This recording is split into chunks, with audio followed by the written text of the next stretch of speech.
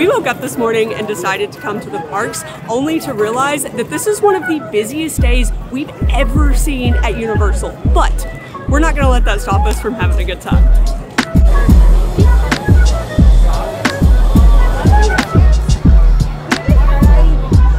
We waited 20 minutes for this Diet Coke, and that was fun. But when you're planning trips to the park, everybody wants to visit when the parks aren't busy, but the problem is that's just not the case. We've lived down here for a little over a year now, so we've visited at the highs of crowds and at the lows of crowds, and basically all you have to do is change your expectations and change what you're probably gonna do that day. Like the things that you do when it's busy are a little bit different than when it's not busy, but you can still have fun, and that's what we're gonna do. We're just gonna dive headfirst into the crowds today and do exactly what we wanna do regardless of the wait time. We're gonna get some food, we're gonna ride some rides, we'll probably use our After 4 Express at some point, maybe even meet some characters, and then we'll just tell you guys like how long it all took us. But first things first, I want a crate, so I'm gonna go get a crate. 45 minutes.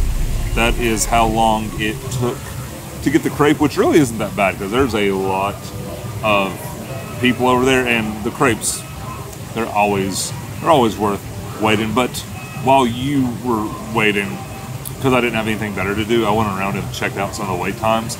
So Transformers is crazy. There's an express line that was out the door. They were using like all of the extended queue, and I think it was like 95 minutes, but I haven't seen them use that extended queue, like where they have the bar for HHN and all that. I haven't seen them use that in a long time. And then I went over to the Mummy.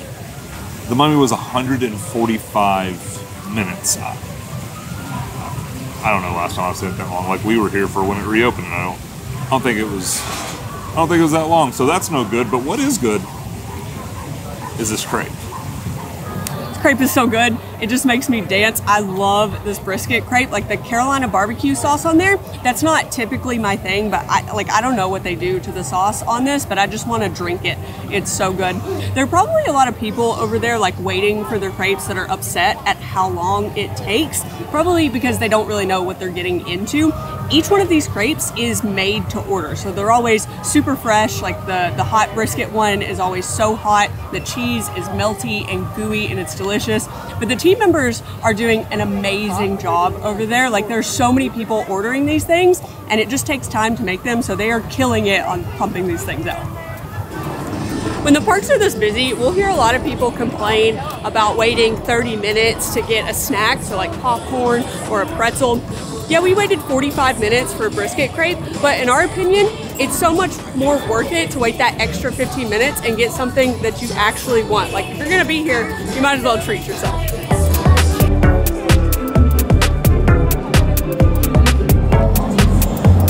Are you ready for this? Ready as I'll ever be.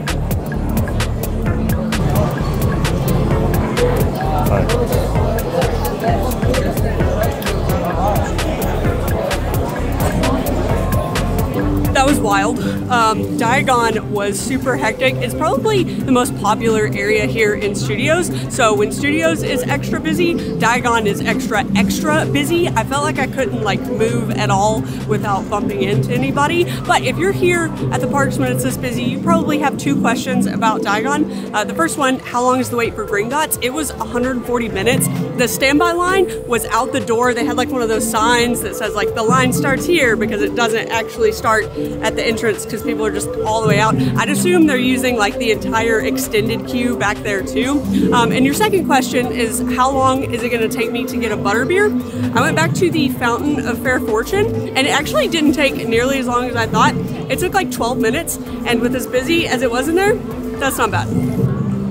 Sometimes you just gotta go off the beaten trail and find a place to get away from the crowds. Like every once in a while we just feel overwhelmed, we gotta get away. But people are probably gonna kill us for, it's not really a secret, but it's something that we have discovered.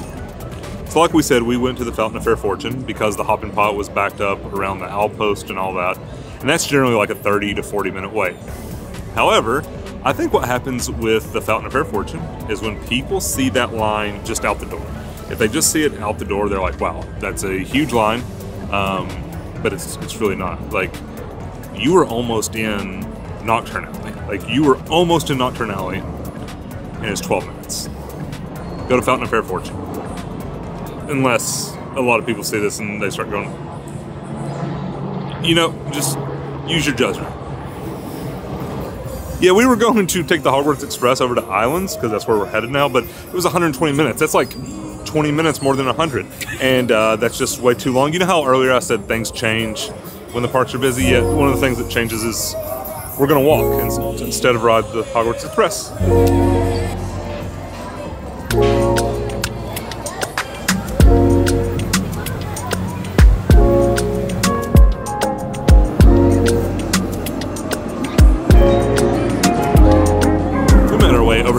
But before we left studios, I asked one of the team members about Express Pass, because there was a little kiosk when we left. Sold out today. It was sold out yesterday. And tomorrow it is $389.99 for the 2-park unlimited. After tax is like $415. And she said she thought it would sell out before the day was over. So that's insane. But we're going to test how good Express Passes still are, because we have our after 4 and it is after 4. So we're gonna go test that. Apparently we're not doing it at the Sushi Trolley because it just went down. If we're riding Velocicoaster, we're doing it sooner rather than later, because the sun is starting to go down and it is getting colder by the minute. My hands are absolutely freezing. I'm a little scared to see what the wait time is. Like, I know we're gonna use Express, but as we were walking on the bridge, we could see people like way back over here in the extended queue. So I'm a little worried about how high that wait time is. I'm going to keep it 100% with you guys. 180 minutes is just too long. Plus, I don't know if you can tell, we're recording right here because it's not going to be loud, because right after we decided to get out of line because that's way too long, it went into a delay, and it looks like it's still delayed. While we were over there, we stuck our head into Hogsmeade. I didn't want to go through Hogsmeade because and it looked hectic. Forbidden Journey was 170 minutes. Flight of the Hippogriff was 100 minutes. Hagrid's was like a week. I didn't look at it. I didn't, like I said, I didn't go into Hogsmeade. But we may go try to ride Velocicoaster later tonight if Anna can stand it. She's pretty cold. But I want to test a couple of things with Express to see how long we have to wait. Plus, I kind of want to ride Velocicoaster at some point. We haven't ridden Kong in forever, and I could be wrong, but there's a chance that the outside part is working now. Like, it's just been inside for a while, so it'd be like something different. Plus, there's fire on the building, and I'm really just hoping that like it's warm in the queue. Feels like somebody's playing a joke on us.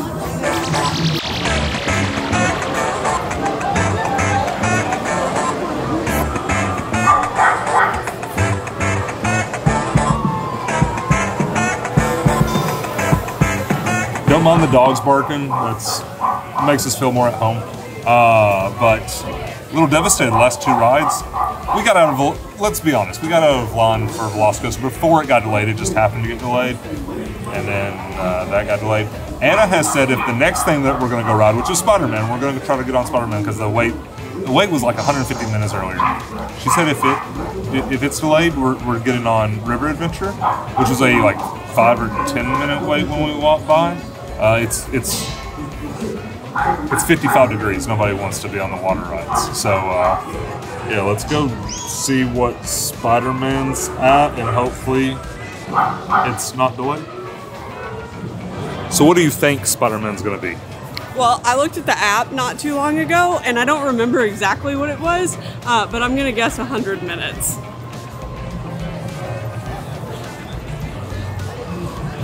You always run everything. I'm going to say Price is Right rules, since you already cheated. I'm going to say 95.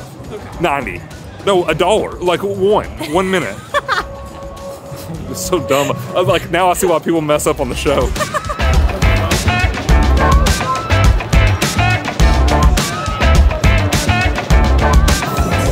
You win.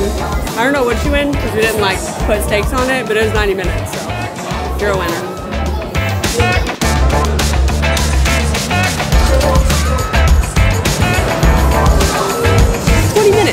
That's not bad given that the standby line was a 90-minute wait.